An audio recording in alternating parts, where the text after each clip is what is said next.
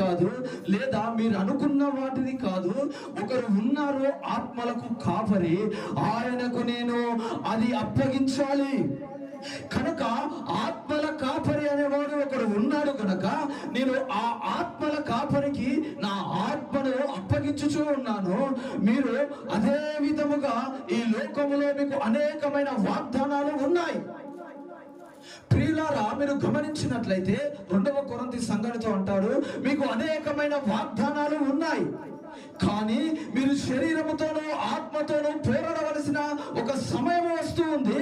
ఆ సమయంలో మీరు పోరాడాలి. మీరు పోరాడి శరీరాన్ని జయించాలి. శరీరాన్ని జయించి ఆత్మను నా తండ్రి అయిన దేవునికి మీరు అప్పగించవలసి వచ్చి ఉన్నది.